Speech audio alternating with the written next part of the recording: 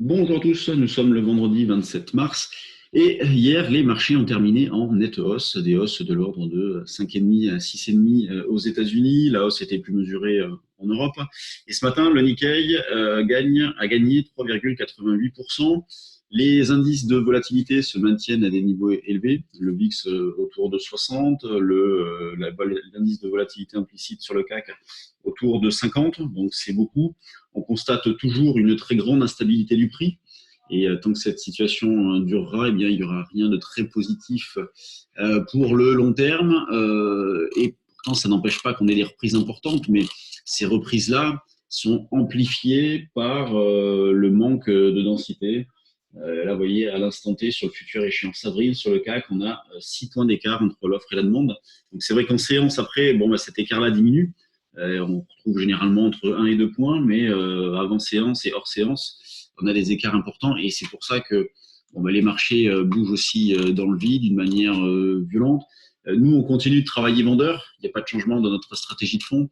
Et là, autour de 4450, 4550, on reste quand même, on est dans une zone dans laquelle il faut prendre des décisions, notamment d'acheter, de vendre, d'alléger si vous êtes structurellement acheteur. Il y a des choses à faire dans cette zone-là. Ce serait quand même très étonnant que le marché continue en ligne droite. Donc, en tout cas, il faut marquer le coup, il faut ajuster les positions, il faut prendre des décisions. En tout cas, il faut se poser la question de faire quelque chose. Je vous ai affiché également le graphique de l'Eurostoxx, donc que vous avez en haut à gauche de votre écran. Pourquoi? Parce que sur le trade du jour dynamique, eh bien, comme il n'est plus possible de vendre du CAC en ouverture de position, donc plus possible de renforcer une position, de constituer une position vendeuse, eh bien, on fait des propositions donc sur l'Eurostoxx également. Donc, c'est plutôt pas mal à travailler. On a commencé depuis le milieu de la semaine. On a fait des choses intéressantes déjà. Donc, regardez bien les règles, hein, elles sont assez simples hein, sur l'Eurostoxx, l'échéance trimestrielle, 10 euros du point, un point d'écart. Le pas de cotation est de 1 point contre 0,5 sur le CAC. Il faut environ 1,5-6 Eurostoxx pour l'équivalent d'un CAC, donc c'est des petits ajustements à faire. Et donc là, ce qu'on va essayer de faire, c'est de vendre sur rebond, donc vers 2790-2800, donc les plus hauts d'hier, ce qui correspond à la zone 30-50 sur le CAC. Et dans tout ce que l'on fait en ce moment, dès que l'on vend, eh bien, si on a tort, notre premier pullback, on s'en va et on recommence parce que les niveaux de rupture sont assez éloignés, ne sont pas très intéressants. Et lorsqu'il y a des signaux techniques qui se mettent en place, on n'hésite pas. À l'image de ce qu'on a fait mercredi pendant la journée de trading, où c'était vraiment sympa à travailler. Le DAX, vendeur aussi, sur rebond, on prend les derniers plus hauts et puis on tente. Hein, donc la zone des 10 000, 10 050. L'eurodoll, lui, est en nette reprise. Donc, c'est toujours le dollar qui marque un repli, reprise de l'euro-dollar, ça, on cherche toujours à vendre. On pourrait considérer qu'au-delà des 1,11, ça serait plus qu'un rebond technique, on tendrait vers un biais neutre.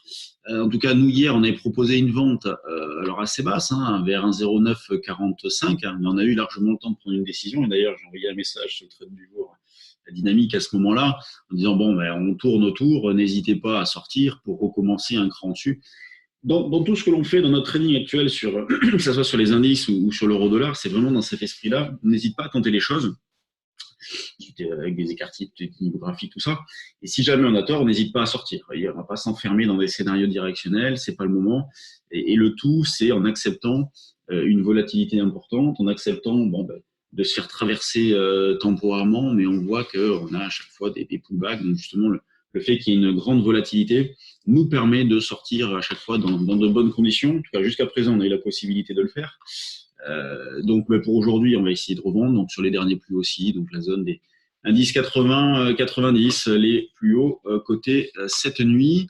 Sur les actions, je vous mets le graphique ici. Donc, tout à l'heure, je vous parlais du CAC. Vous voyez, 1, 2, 3, 4 bougies vertes. Donc, depuis lundi, que des clôtures au-dessus des niveaux d'ouverture. Donc, c'est plutôt pas mal, avec une reprise extrêmement violente. Hein. On est passé de 3006 à 4005. Mais la reprise est à l'image de la baisse que nous avions eue avant. Hein. Donc, tout s'est fait dans la violence. Il y a de très gros gaps à digérer. Donc, il y en avait un ici, il y en a un là. Donc, il y en a un là. C'est un petit peu de marge. Sur les actions, donc, ça part un peu dans tous les sens. Hein. C'est toujours pareil. Donc là, elles sont pas ouvertes. Hein. Il est 8h48 là quand je fais ce point. Je le fais avant l'ouverture des marchés car on est en stage, dernier jour de stage aujourd'hui sur les options. Donc on va voir toutes les stratégies qui existent et celles qu'il est possible de mettre en place en ce moment. Et évidemment, au vu des niveaux de volatilité, là, on ne peut pas travailler avec des stratégies à base d'achat d'options. Les volumes sur le CAC ont diminué. On est autour de entre 4 et 6 milliards par jour, alors qu'on était autour de 10 il n'y a pas si longtemps. Donc volume en diminution, manque de densité, opérateurs moins présents, certains algos un peu débranchés aussi. Au niveau des news sur les sociétés ce matin, on n'a pas grand-chose. On a Essilor qui ferme tous ses sites de production en France et retire ses objectifs pour 2020. Lafarge qui prévoit de réduire le CAPEX. Après, Publicis, Rémi Cointreau, nouvelle équipe dirigeante. Donc, pas de news extrêmement forte ce matin. Et Safran qui annonce avoir retiré sa proposition de verser des dividendes au titre de l'exercice 2019. Donc, on continue dans cette lignée de suppression de dividendes. C'est normal, les boîtes ont besoin de cash. Donc, elles le gardent en trésor plutôt que le donner aux actionnaires dans cette période extrêmement particulière. Je vous laisse. Alors, pour votre info, semaine prochaine, on continue dans nos stages. La formule en ligne plaît très bien. Donc, on continue à faire nos stages. Donc, semaine prochaine, on fait initiation et action. Donc, si vous avez de l'intérêt, lundi, mardi, initiation. Donc, c'est des stages assez courts. On fera 10h midi chaque jour. Donc, lundi, mardi, 10h midi, on fera l'initiation. Et mercredi, jeudi, vendredi, 10h midi, on fera les actions. Donc, c'est exactement le même contenu que lors de nos stages habituels, sauf que là, c'est fait en ligne, alors qu'habituellement, on fait en présentiel dans les bureaux.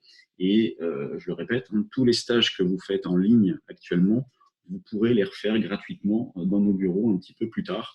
Donc, c'est notre engagement de moyens pour que vous compreniez parfaitement nos propos, notre philosophie, notre façon d'aborder les marchés. Donc, si vous avez de l'intérêt, vous avez notre site internet, vous nous envoyez un petit mail et puis on s'occupe du formulaire d'inscription. Allez, bonne séance. Moi, je vais faire le stage option et je vous souhaite un bon week-end et on se retrouve lundi. Salut!